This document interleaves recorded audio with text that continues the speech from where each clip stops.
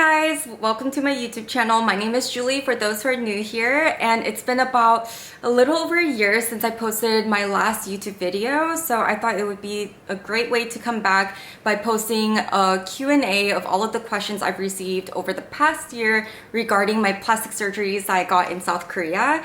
It's been such a great journey for me. I feel like it really changed my life.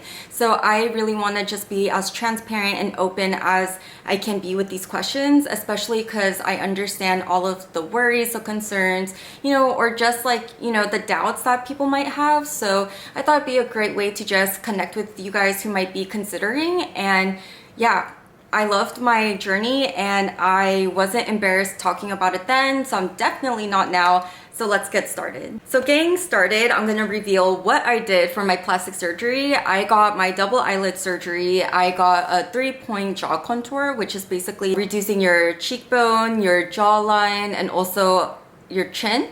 So it's gonna create more of a symmetrically beautiful jaw for yourself and facial shape. So that's what I really wanted.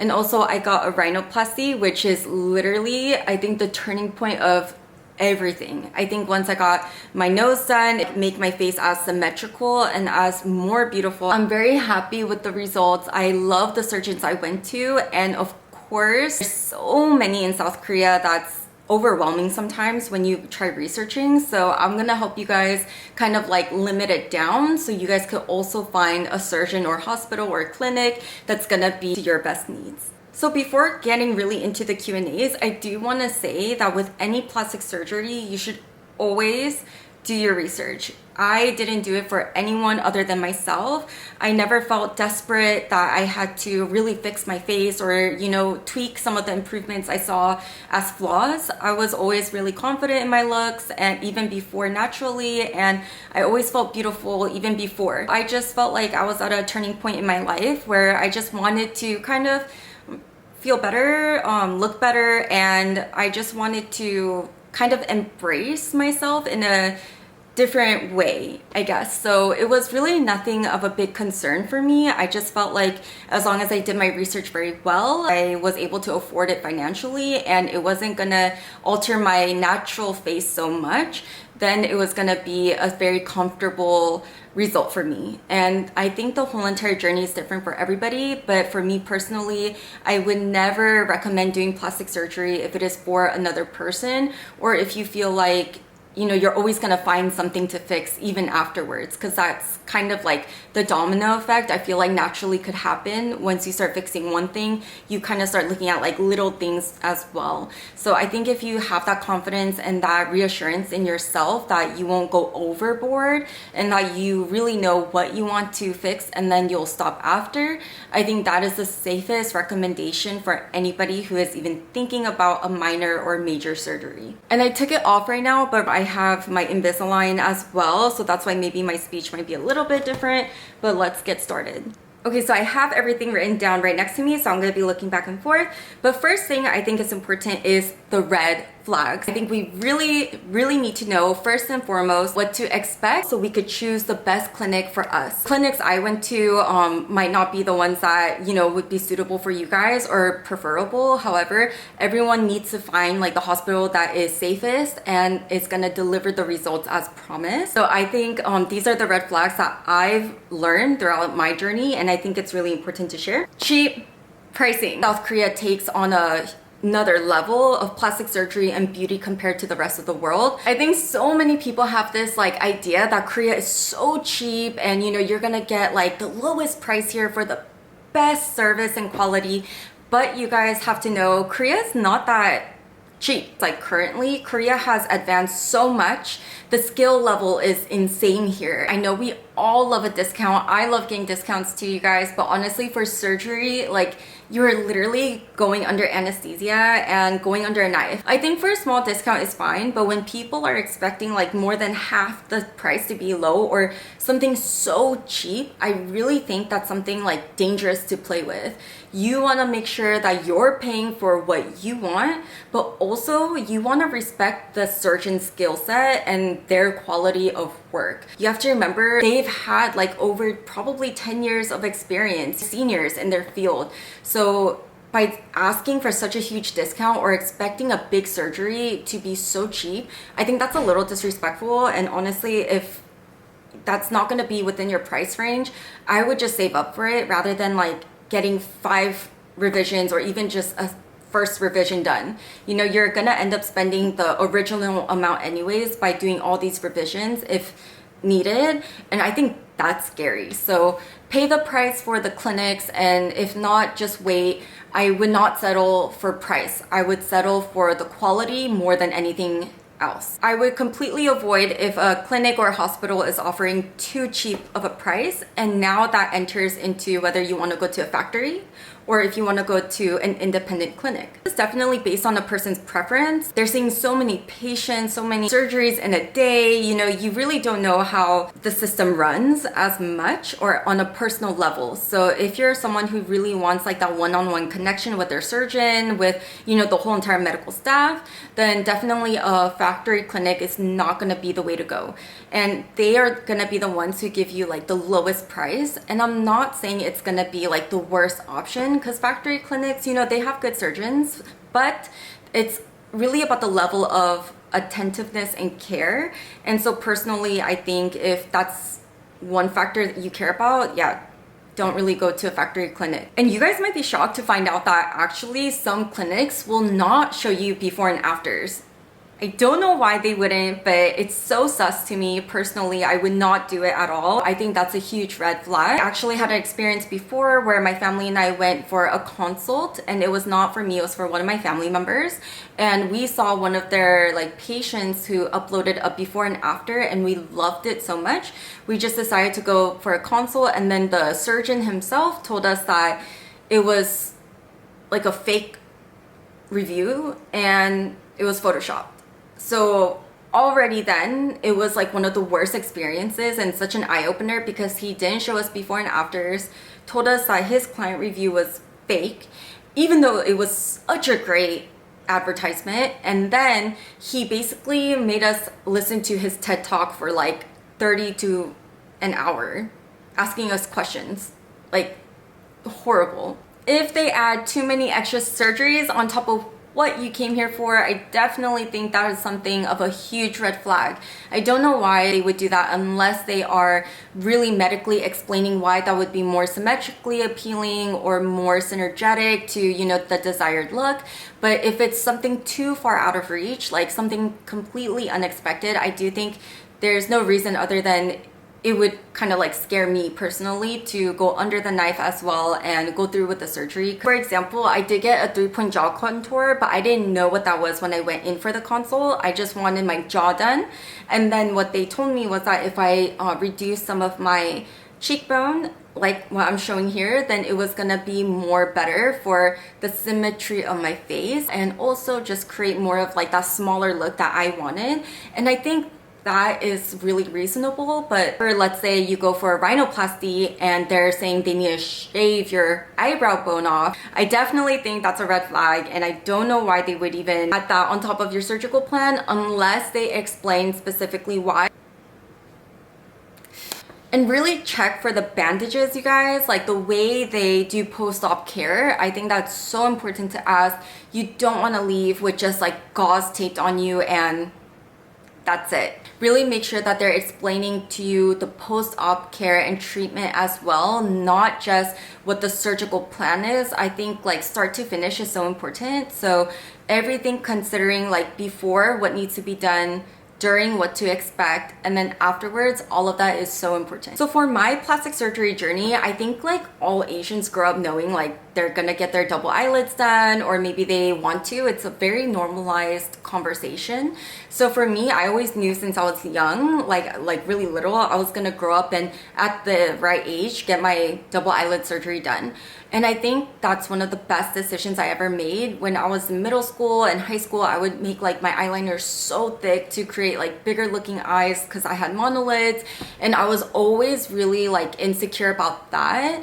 But I think it was more because of my environment as well. Like I grew up with a lot of non-Korean friends. So for me, it was like, I always noticed that. And I think because I had such small eyes, it was just something I always like kind of looked at all the time. So once I finally got my double eyelids done, I never really thought about anything else. And then I moved to Korea and then decided that maybe getting my nose and my jaw done was gonna be not a bad option because it's so safe here, depending on the clinic, of course, and the care. But yeah, it became more of a want rather than like a desperate need. So I'm gonna show you guys my before and my after. So right now I'm like a year in with my jaw. I'm over, I think, 16-17 months with my rhinoplasty, and maybe like 14-13 months, I think, with my double eyelids. And I think I'm still healing though. There's some moments where I still feel a little bit tingliness here sometimes, so I think I'm still healing. This is what I requested. I really wanted to make the bridge of my nose higher. I wanted the brow bone right here to really connect well, and I also wanted my nostrils to be more pointed upwards and the tip of my nose to not be so bulbous. I wanted it to be more of a pointier tip and just really accentuate like my face ring to be smaller. And I think because I've always had such like a wide face and like a big cheekbone, I always kind of felt like it would be so much prettier if it was just gonna be inside, but it wasn't a concern until I just thought about really doing it. And for my eyelids, I really wanted it to be as high as possible. I got my first double eyelids done in OC like years ago when I was like 18, and I think that time I did 10 first for the height, and then I went 13 because I got a revision done because there was a complication with it. I did an incisional revision, and one of the best things I've ever done. I feel like the height is really nice. I really love the way it just looks so well with my rhinoplasty, and yeah, I have like no complaints now. And as far as my jaw, if you guys could see, which is intense, I was like finding pictures for this video and saw how much they shaved off. I never really like looked at it like this before, but if you see, they went right under the ear here, shorter with my chin. My chin, you guys could see that it does not really pop out. Made my face frame a lot smaller. Recovery was really interesting. It was painless, literally painless. I think at day 4 and 5 though, I started to get really uncomfortable, only because the swelling reaches its like height at that point, and it was really hard for me to even like open my mouth, and it was just really uncomfortable for me. But after it swells down and it starts feeling more comfortable, you get your cast out, so it's really easy, like really easy compared to what I thought. Like, I think the perception is that it's such a dangerous surgery, and it is. But if you go to the right clinic, if you go to the right surgeon who's going to provide a safe surgical plan for you, and also the procedure is going to be done very safe, then I do think it's not a bad surgery to be so fearful of. Like, honestly, after I got it done, I didn't even feel any pain.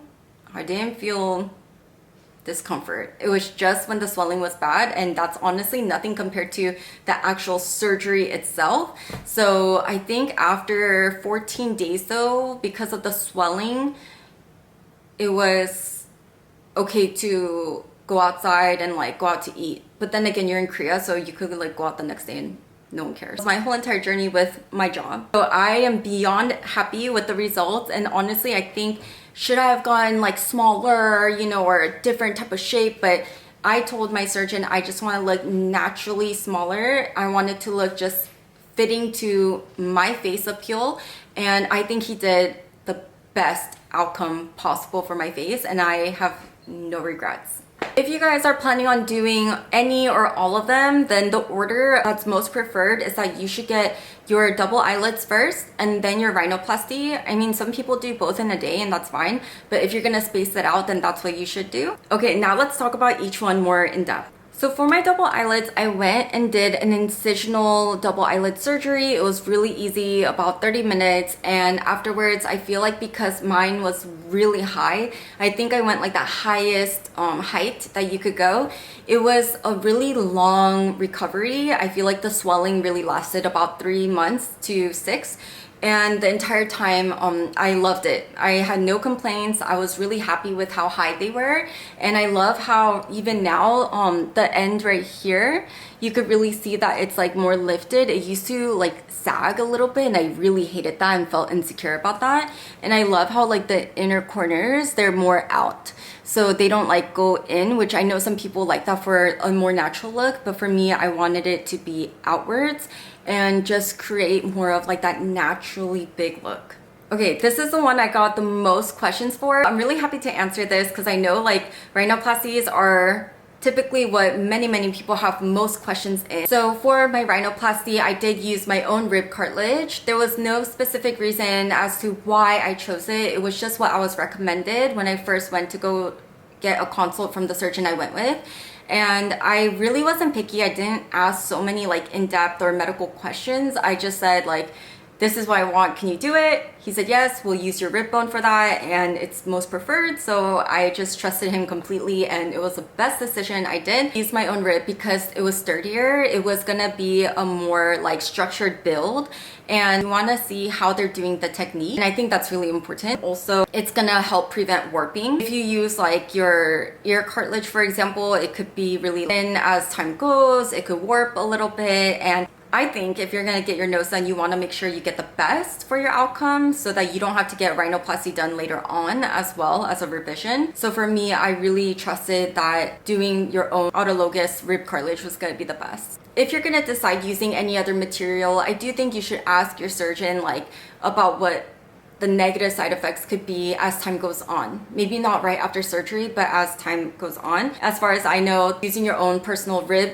cartilage could be a little bit off-putting because, you know, you're like taking it out, and even my mom was really scared of that too, but it's the best if you're gonna do a rhinoplasty. So I would definitely consider that and not be scared. The recovery process is not that bad. I think you should give yourself like 5 days to a week to really just rest. You know, your rib does need to like recover itself as well. So after 5 to 7 days, honestly, life is like back to normal, like 100% okay. I don't think anyone should worry past that. The pain. Okay, so this is what I get all the time. And honestly, you guys, everybody is so different. My whole family went to the same surgeon and we all had kind of different experiences. So my mom and I had a little bit more soreness to our rib cartilage post-surgery. And I think after like 3 to 5 days, it got a lot better. And then after that, we were able to like go back to our normal routine. But my sister actually had like minimal to no pain. Like she could work out right after, like she was definitely fine and had no pain whatsoever, even though we all had the same rib cartilage taken out. You should be able to exercise about 14 days after, a little bit slow to minimal movement though. Like maybe just go on walks or like speed walk, but you shouldn't be like lifting weights until maybe a month because you have to remember they took out some cartilage, so you have to let your body heal.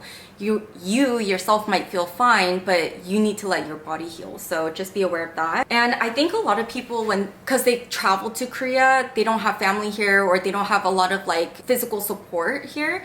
But after surgery, I do know a lot of people come and like they come by themselves and they're able to function like, you know, right after surgery, no problem. So I think if you're really worried about not having someone there with you, you should be fine, but just ask your clinics or hospitals if they have any like post-op treatment options for you, like if they're able to call cabs for you, transportation, or if they're able to do extra services. And if not, then you kind of gotta figure that out yourself. But you're in Gangnam, which is the hottest place for all plastic surgery in Korea, so you'll be able to find all your resources like very well. And I feel like videos like this, it's kind of hard to talk about just because it is such a touchy and sensitive topic. So I do really want everyone to remember this is just based off of my experience. I'm not advising anyone like to go with a specific hospital or to do a specific surgery. I just wanted to talk about what I did and just see if there's any like reassurance that I could give to others,